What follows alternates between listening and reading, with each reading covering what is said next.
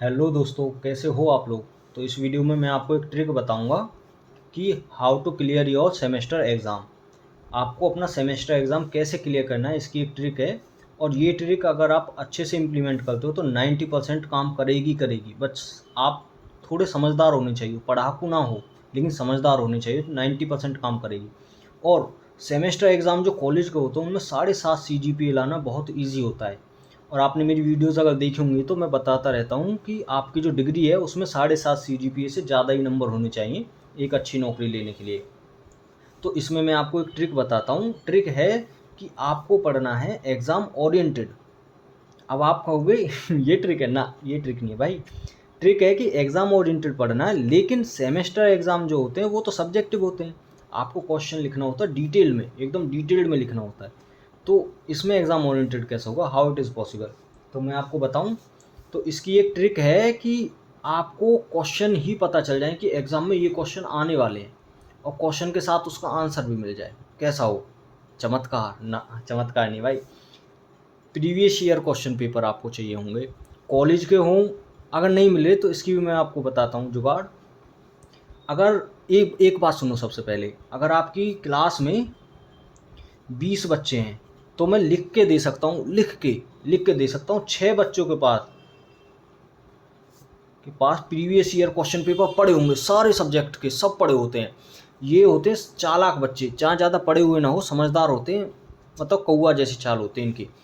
तो ये पहले सीनियर से अपने पेपर निकलवा लेते प्यार से बात कर कर के। और इनमें 6 में से भी ज़्यादातर लड़कियां होंगी जो पेपर छिपा कर रखती हैं, किसी को नहीं बताती। और उन्हीं पेपर के अंदर से क्वेश्चंस बन बन के और थोड़े बहुत चेंज होकर आते रहते हैं। या तो आप प्रीवियस ईयर क्वेश्चन पेपर निकाल लो कॉलेज के।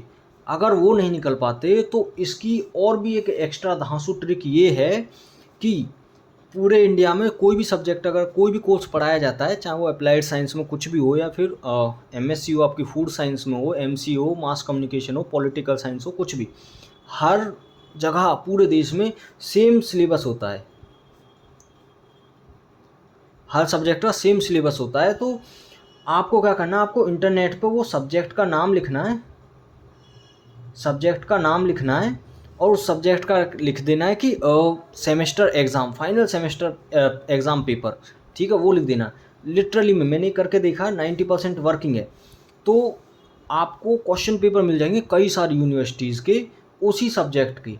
तो वहाँ से आपको क्वेश्चन पेपर उठा लेना है। क्वेश्चन पेपर में से भी आपको क्या उठाना है, आपको क्वेश्चंस उठाने हैं कि 10 नंबर के कौन से क्वेश्चंस हैं, 5 नंबर के कौन से क्वेश्चंस हैं, 3-3 नंबर वाले कौन से क्वेश्चन हैं।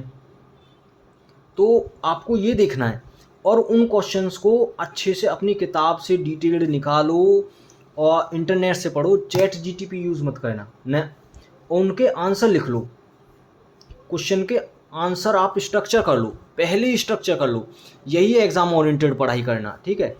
आपको क्वेश्चन मिल जाएंगे, आप जब नेट से सर्च करोगे सब्जेक्ट का नाम डालकर, और यूनिवर्सिटीज़ के पेपर आपको मिल जाएंगे, क्योंकि सेम सब्जेक्ट और सेम सिलेबस पढ़ाया जाता है।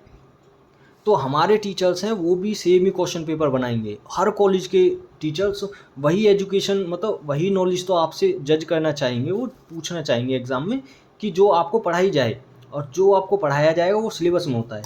तो वहाँ से आप क्वेश्चन सब्जेक्ट डालिए, वहाँ से आपको क्वेश्चंस मिल जाएंगे। कहीं कहीं पर क्वेश्चंस के आंसर भी मिल जाते हैं, तो वो आपको आंसर भी साथ में लिख लेने हैं। भाई लिखना तो पड़ेगा आपको थोड़ा बहुत, है ना, पेपर में भी लिख के आओगे तो थोड़ी मेहनत करनी पड़ेगी। इसलिए मैंने कहा आप पढ़े लिखे ना होने हो, कम पढ़े लिखे हो, लेकिन समझदार और चालाक होने चाहिए हो, ठीक। तो आपको क्वेश्चन के आंसर स्ट्रक्चर कर लेने। अगर क्वेश्चंस मिल गए आपको, और एक हफ्ते पहले आपको तैयारी करने बैठे हो किसी भी क्वेश्चन सेमेस्टर एग्ज़ाम की, एक एक हफ्ते पहले एग्ज़ाम की तैयारी कर रहे हो, तो और आपने ऐसे क्वेश्चन निकाल लिए, तो बस आपको क्वेश्चंस को समझना है और उनके आंसर को प्रैक्टिस करना है, राइटिंग, कि उस क्वेश्चन को लिखा कैसे गया, उस आंसर में लिखा क्या जा रहा है। सिर्फ उन्हीं क्वेश्चंस को प्रैक्टिस करना। और आप इंटरनेट से ज़्यादा 3 से 4 यूनिवर्सिटीज़ के क्वेश्चंस निकाल लो, सब्जेक्ट का नाम डालकर, हर सब्जेक्ट के A to Z, इस दुनिया में जितने भी सब्जेक्ट बने सब के आपको पेपर इंटरनेट पर मिल जाएंगे।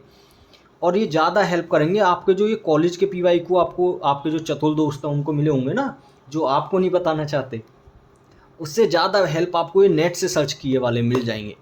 बस आपको एक हफ्ते पहले यही क्वेश्चंस देखने हैं और इन्हीं के आंसर्स लिखने हैं, और इनको आंसर्स को स्ट्रक्चर वाइज लिखिए और बस इन्हीं को याद कर लीजिए। मुश्किल से 20 या 25 क्वेश्चन बनेंगे आपके बड़े बड़े। 25 क्वेश्चन आप आराम से लिख लीजिए भाई। अब आपको पढ़ना है, आपके माँ बाप लाख 1.5 लाख रुपये खर्च कर रहे हैं और आपको 7.5 CGP लानी, तो हर एग्ज़ाम के लिए 25 या 30 क्वेश्चंस आप प्रैक्टिस कर सकते हो हफ्ते भर पहले दिन में। भाई अच्छे से सीखो, ठीक। तो ये क्वेश्चंस मानी मैच भी नहीं करे ना, और वैसा क्वेश्चन आ गया तो आप थोड़ा ऊपर नीचे करके लिखते हो, फिर भी आपको स्टेप मार्किंग के और मतलब एब्सेंट नॉलेज के, थोड़ी बहुत नॉलेज के भी नंबर आपको मिल जाते हैं। तो जहाँ आप बिल्कुल भी नहीं पढ़े, एक हफ्ते पहले आप थॉरोली पढ़ने लगते हो, पूरा का पूरा सिलेबस उठा लेते हो, वो नहीं पढ़ना। आपको एग्ज़ाम ओरिएंटेड पढ़ना है। आपको सब्जेक्ट नंबर डाल के जब क्वेश्चन आ जाएंगे उन्हीं क्वेश्चंस को प्रैक्टिस करना है। जो सब्जेक्टिव पेपर होता है उसका एग्ज़ाम ओरिएंटेशन पढ़ाई ऐसी ही होती है, और ये वर्किंग है, 90% वर्क करेगी आपकी, समझ गए। लेकिन अगर आप ये वीडियो देख रहे हो, वीडियो पे वैसे व्यूज़ कम आते हैं, तो आप किसी को बताना मत, आप ही पढ़ाई करो, ठीक है। 7.5 CGPA लेके आओ, ट्राई करो सच्ची में भाई। मिलते हैं किसी और वीडियो में। Thank you.